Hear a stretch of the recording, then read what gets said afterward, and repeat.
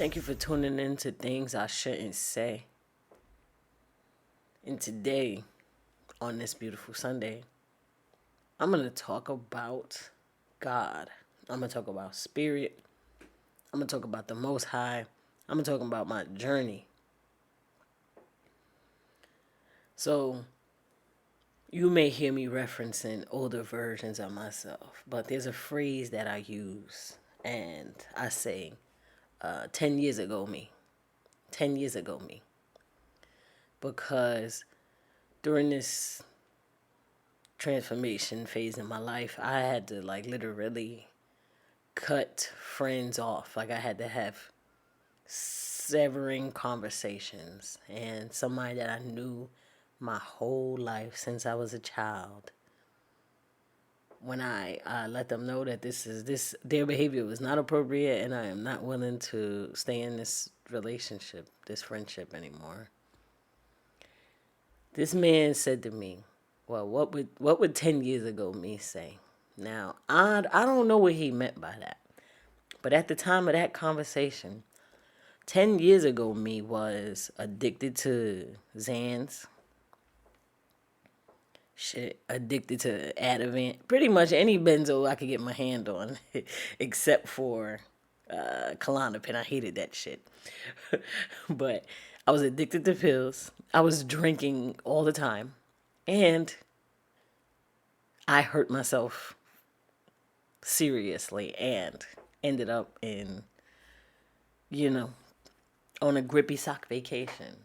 And of course, 10 years ago, B would have been the easier person to deal with. She didn't have boundaries, standards. She didn't have a voice. She didn't even have clarity on what the hell she was feeling to say it. So this is an ode to that 10 years ago me, because he really shed light on who I was and the things that I was allowing when he wished for 10 years ago me, when he wished for me to backtrack and he wished for me to be back on, you know what I mean? So sometimes I reference that, and I just want to make clear that this 10 years ago B means something to me. It means something deep. 10 years ago B did not necessarily, I don't know if I didn't believe in God. I didn't believe in God as I knew it back then. Because I grew up with a father who was extremely dogmatic and was extremely God is to be feared. God is not anything but darkness and punishment and retribution for your sins. And this is the only time that we talked about God, was a punishing God. And 10 years ago me, I didn't necessarily deal well with that. I didn't believe in God as the people around me believed in God, and I still don't. But then I just was like, man, fuck it. It ain't that I didn't believe in God. I just ain't believing they God. You can imagine the type of the hard times that I got. So what brought me to praising the Most High, to saying God out loud, and I understand that the word God is associated with Christianity and the Bible, and if I have to stop saying the word God so y'all can understand that I am not a Christian, then I might do that. But the Most High, Mother God, Father God, Mother Love, all living life, source energy, chi, ashe, light. These are all of the things that I believe are God, nature, the sun.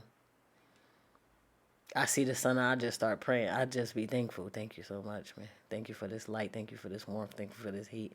May every person that this light touches be lifted.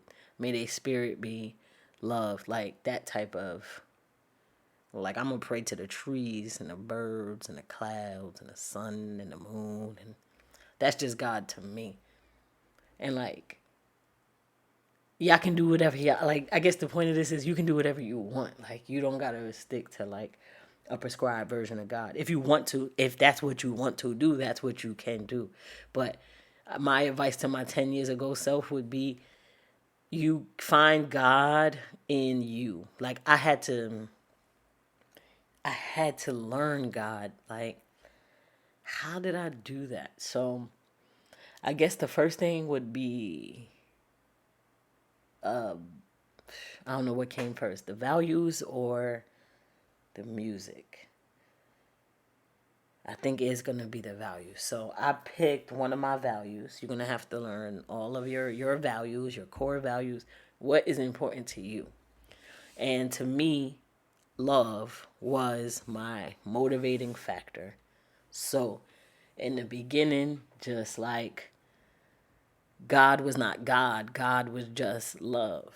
And if I was moving with love and integrity and wholeness and respect and care and affection, then I was moving with God. That was the parameters that I set in place.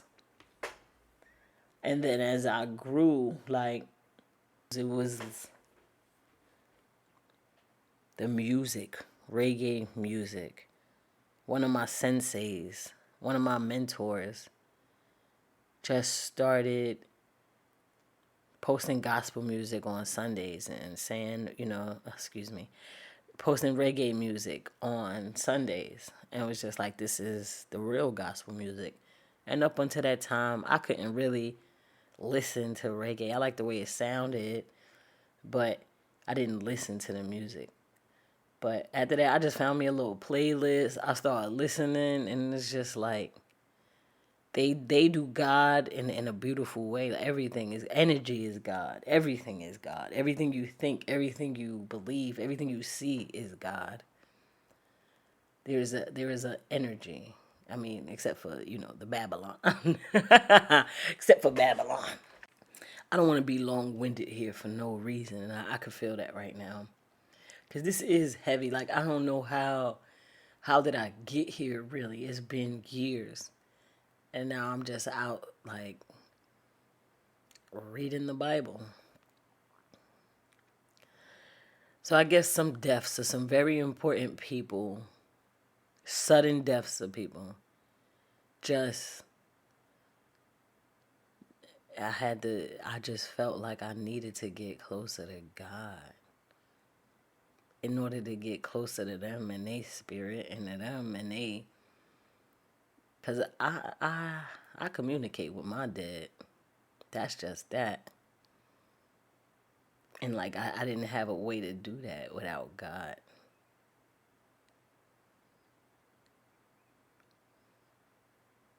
Nipsey says, well, when you see so much death, you start dealing with Christ. And if you ever make it out, you give him different advice. And here I am. I wish this was clearer almost. But I guess my relationship, my spiritual relationships with the Most High is really not, it's not clear and concise and easy to put into words.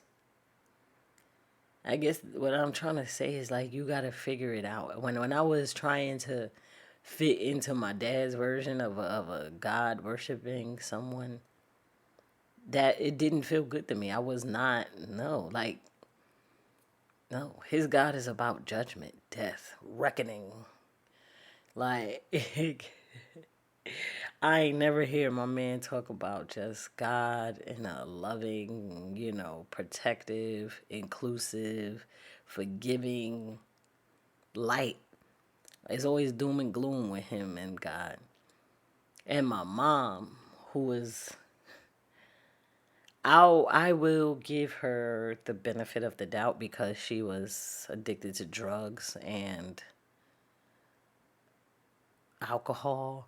But like, all throughout my childhood and stuff, like, the only thing that she said about God was, I don't give a fuck if it was God. Like, she used to say that. Like, if you say something she don't like, I don't give a fuck who said it. I don't give a fuck if it was God. So, like, from a childhood on. Like, you got one parent telling me that God is not even important, is not more important than her. And then another parent telling me that I'm going to die for thinking thoughts that don't align with his. Because as I read the Bible, I realize I don't think my dad read his word. I don't think my dad actually read the Bible. Like, and like, as I read more and more, and I'm just like, bro, I don't think my dad, like, he might have missed this part. Like, I was so disgusted with Christianity and the Bible and all that stuff. I didn't pick it up until like my adult life, like years ago, like a couple years ago. For real, for real. Like, he had me like disgusted with that version of the Most High. Like, I didn't want nothing to do with that. If I just think the wrong thought, I'm gonna be smited. I'm gonna be like, bad things is about to happen to me. And it don't be like God's. It don't be against God. It be against dad. So yeah, like, I had a lot of confusion about that. A lot of confusion about the Most High Spirit, what happens, and I really just,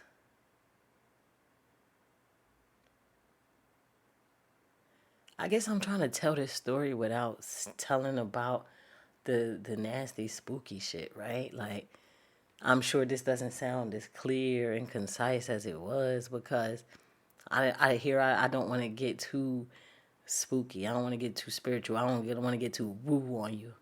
But like, I was dealing with real spiritual warfare, with real demons trying to take me down, with real people trying to project their demonic thoughts onto me so that they can do evil works against me. I'm talking about real workings, real burying me in the dirt, real spell work on me. And I ain't know what to do. I ain't have none of this in my tool belt. The only thing that I could call on was protection of the Most High. And it started with Psalms. It started with me reading Psalms for protection. And like, as I was doing that, man, I started reading some beautiful things in there. Things that brought tears to my eyes. Like, things that I never knew about God of the Bible. Things that things that made me say, did my dad actually read this word? Because why he didn't notice? Why he never taught me that? So yeah, my relationship with the Most High stems from me hitting rock bottom, nowhere to turn, homeless, dealing with spiritual warfare from real life witches doing real works against me. And that's it. I just was like, man, I gotta pray. That's innately, I just knew that was the only way that I was gonna be able to save myself. That shit brought me closer. I feel like everything that be literally trying to take me down, that shit really empowers me. Like, I am a walking transmutation. I'm like so grateful. Like, I ain't grateful that they try to work against me. I'm grateful that I had the power to shift that. I had the power to reverse that. I had the power to get that the fuck away from me. I had the power to protect myself. This is where I learned about the actual spoken word. Like, I didn't know that just speaking words, prayer, would really bring things to me. I can just ask for stuff and it comes. I can just ask for protection and it comes. I can ask for people to leave my life and it comes. I can ask for clarity and it comes. I can ask for prosperity and it comes. I can ask to see exactly what I'm meant to see and my vision is made clear. I ask for help and it comes. I ask for love and it comes.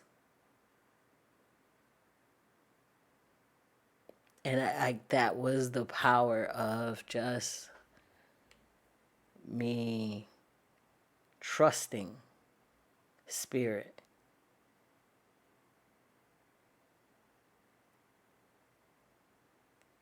And I think that's really all I gotta say about that today. I didn't realize that this was so like hard for me to speak or so all over the place. I just thought like, oh yeah, I'll just come talk about God today. And guess that's all I really gotta say. Tune in the next episode.